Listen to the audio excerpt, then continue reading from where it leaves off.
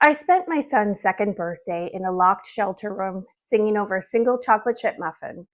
That was the day I whispered a promise. One day we'll celebrate big when we're free. We had just arrived at our safe place. For the first time in years, I exhaled. My anxiety was still sky high. My CPTSD was in overdrive, but we were out. I sat my boys down on the bed and told them we're on an adventure to find Mama a home. I tried to make it feel fun, and to them it was. We'd never been allowed to go out and do things together, so even a shelter, was new and exciting. We were given a backpack filled with canned goods, snacks, coloring books, and crayons. I was stunned by the kindness of strangers. It had been so long since I'd felt that. I made the boys a meal, gave them a bath, and got them to bed. I stayed awake, jumping at every sound, but we were safe. That night, something in me shifted. For the first time in years, I was able to be fully present with my babies. I wasn't catering to a man child with bottomless needs and deep seated mommy issues. I was worn down, distracted, or emotionally starving. We played hide and seek. I blow dried our underwear. Survival isn't glamorous. Had no devices, no streaming, just the TV guide. My son kept asking for YouTube. How do we restart the screen? I had to explain. We had to actually wait for shows to come on. He looked at me like I had three heads. Wait, no skipping? No pausing?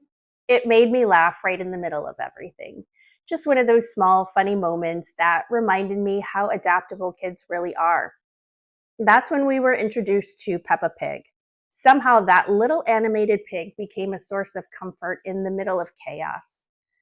To this day, Peppa holds a special place in my heart because she was there with us in that room during some of our darkest but strangely beautiful days. After a few days, we moved into a shelter where we would spend the next 90 days.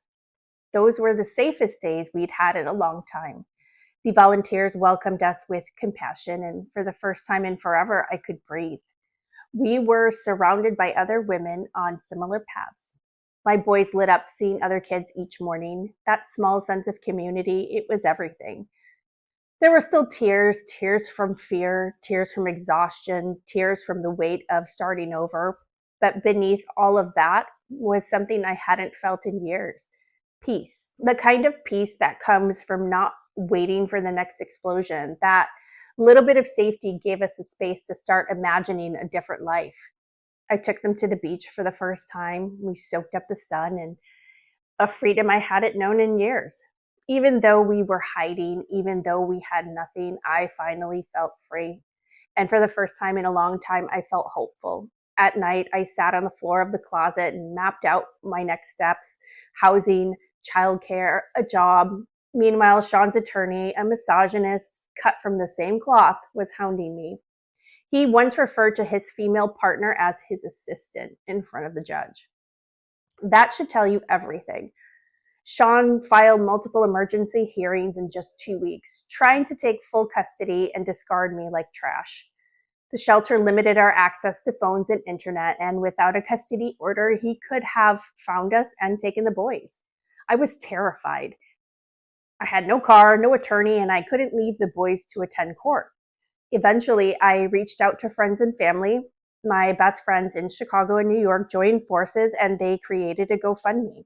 They were determined to make sure Sean didn't take the boys. I cried when I saw the support roll in. There will never be enough gratitude for that.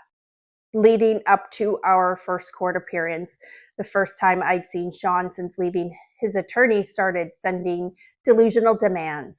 First, Sean wanted sole custody, no child support. Then he shifted to 50-50 custody, still with no support.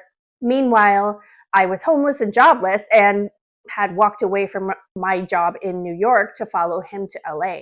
He had a six-figure job. I had nothing. People love to say moms always get custody, but that's simply not true, especially not in Southern California. I thought telling the truth would protect us. I thought the judge would see, but abuse is a topic the court doesn't want to touch. Mentioning it can make you look vindictive. It can actually backfire. Sean painted me as a drunk, a drug addict, wandering the streets with a stroller. The irony? He never even cared for the boys alone for 24 hours when we lived together. He barely engaged, but now he was demanding full custody. It wasn't about parenting, it was about money. He didn't want to pay child support. He once said to my face, 50-50 doesn't mean I have them 50% of the time, you fucking idiot. According to Sean, his attorney drafted a waiver for child support.